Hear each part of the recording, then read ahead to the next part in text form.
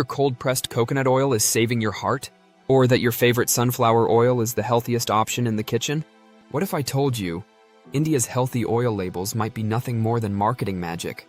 Yes, the same oils that claim to be heart-friendly, immunity-boosting, and ideal for deep frying could be quietly wrecking your health from the inside. Today, we'll expose the truth behind India's so-called healthy oils and help you make sense of what to really pour into your pan. Welcome back to Vitality Vibes, your home for honest health insights and ancient wellness wisdom. No filters, no fluff. In this episode, we're cracking open a topic that slips under the radar in Indian households: cooking oils. With shiny labels shouting cholesterol-free, cold-pressed, and light and healthy, it's easy to fall into the trap. But are these oils truly good for you? Or are they just slick marketing lies? Let's find out. The rise of branded health oils in India. Rewind 30 years, and Indian kitchens mostly used local oils: mustard in the north, coconut in the south, groundnut in the west. Fast forward to today, supermarket shelves are filled with refined sunflower oil, rice bran oil, olive pomace blend, and even avocado oil. Most of these claim to be heart-healthy, light, and perfect for Indian cooking. But here's the truth.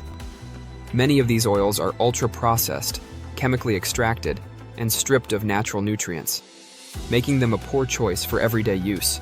And their rise? It coincides with increasing lifestyle diseases in India: obesity, diabetes, PCOS, high BP, you name it. Coincidence? Maybe not. What the labels don't tell you. Let's decode some common buzzwords.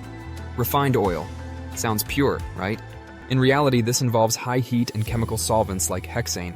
Light oil refers to color or taste, not calorie content. All oils have roughly 120 calories per tablespoon. Cholesterol-free, a sneaky label. Plant oils never had cholesterol to begin with. Fortified with vitamins, usually added after intense processing strips natural nutrients. Now ask yourself, would you drink water that needed vitamins added because all the good stuff was destroyed in processing? Exactly. Seed oils, the hidden danger. Let's talk about the big players: sunflower, soybean, safflower, and corn oil. These are seed oils, and they're everywhere. In restaurants, snacks, street food, and processed products. Here's the catch.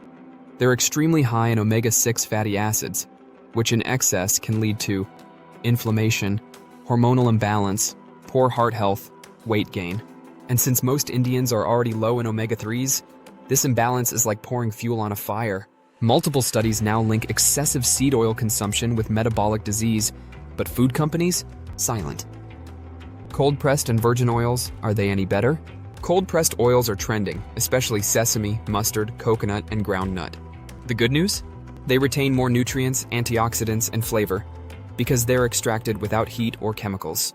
The bad news? Many so-called cold-pressed oils in the market are not truly cold-pressed, just rebranded refined oils. Look for labels that say wood-pressed or kachigani and ensure they're not blended with cheaper oils. Bonus tip: buy from local, trusted sources rather than glossy brands. The frying dilemma. Which oil actually survives heat? Let's face it, Indian cooking often involves high-heat frying, tadkas, and curries simmering for hours. And here's where many healthy oils fail.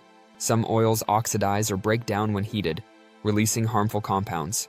Oils with high smoke points and stability include traditional ghee, cold-pressed coconut oil, groundnut oil, mustard oil, if you're used to the taste. Oils to avoid for high-heat cooking: olive oil, unless extra light variety, sunflower oil, rice bran oil, soybean oil. Surprised? Most light oils aren't heat stable, and that's when they do the most damage. The real villain: quantity and frequency. Let's pause here. Even the best oil becomes unhealthy when overused. Most Indians overconsume oil. We deep fry snacks, add multiple spoons in every sabzi, and reuse oil multiple times. Some tips to cut down safely: use a brush or spray for coating pans. Add oils after cooking for flavor, not during. Shift to steaming, roasting, baking more often. Avoid reusing fried oil. It produces carcinogens. Health doesn't just depend on which oil, but how much and how often. Building a smarter oil strategy. Here's how to approach cooking oil like a health warrior. Rotate oils. Don't stick to just one. Use coconut for frying, mustard for curries, and olive extra virgin for salads. Don't chase trends. Avocado oil isn't better just because it's expensive. Use what suits your body and cuisine. Go traditional. Ghee, coconut, mustard. They've stood the test of time in Indian kitchens. Use fats mindfully. Include nuts, seeds, and fish for omega-3 balance. Remember, oils are tools, not solutions. No oil can compensate for an overall poor diet.